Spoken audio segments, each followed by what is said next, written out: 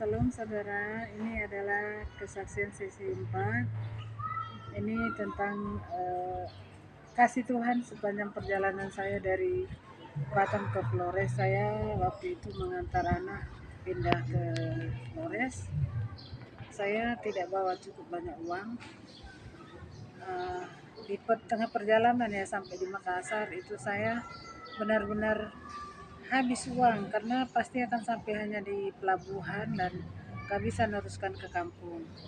Jadi waktu itu saya tidak berdoa dengan Tuhan, cuman saya mengeluh dalam hati ya, Tuhan, ini uangnya nggak akan cukup sampai ke kampung. Paling untuk beli makan anak saya ada, kalau biaya ke kampung nggak cukup. Setelah itu saya pergi beli nasi.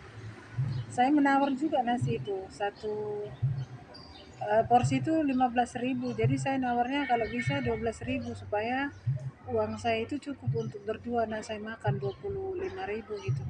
Nah, tapi ternyata yang tukang warung itu bilang nggak bisa dikurangi harganya.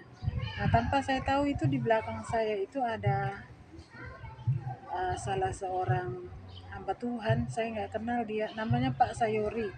Dia ini dari Irian, lagi pelayanan ke Bali, pulang dan masih mampir di Makassar, masih ada pelayanan. Lalu dia datang dekat, dia bilang, ibu butuh makanan, saya saja yang membayar katanya.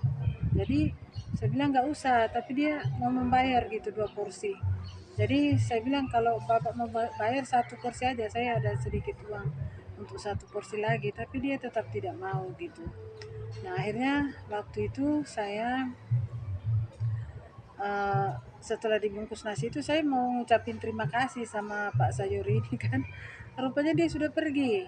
Nah setelah saya berjalan sekitar 100 meter dari warung itu mau masuk ke pelabuhan, dia ngejar saya dari belakang.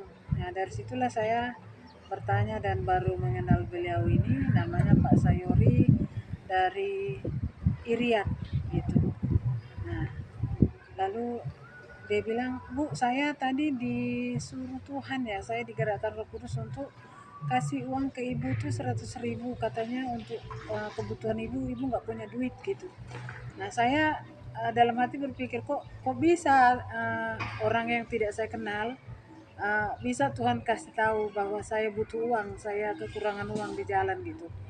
Nah akhirnya saya ajak dia ke tempat kami di pelabuhan itu, lalu saya bangunkan anak saya, kami bercerita sebentar, lalu beliau ini pulang. Nah, setelah dia pulang, malam-malamnya itu katanya Roh Kudus bekerja lagi.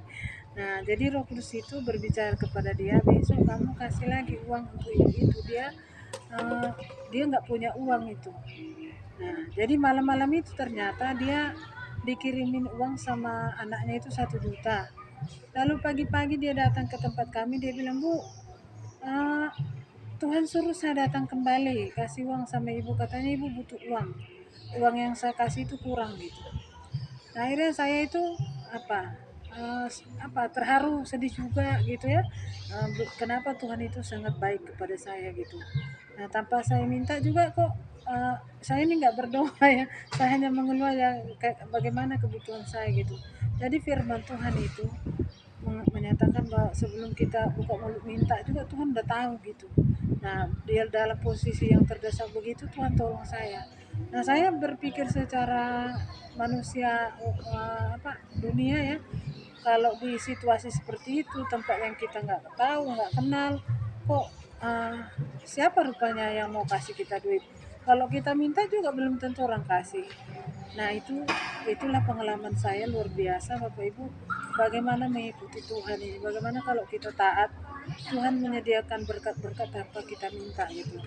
Akhirnya dengan uang yang ada kami akhirnya sampai ke Flores Lembata ya, sampai di sana dan saya menceritakan kebaikan Tuhan itu.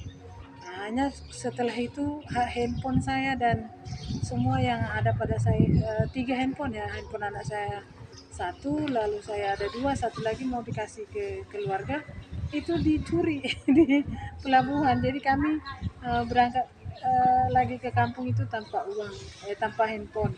Jadi nggak masalah. Yang jelasnya mujizat Tuhan sudah terjadi dan firman Tuhan itu ya dan amin, dan itu saya alami dalam hidup saya.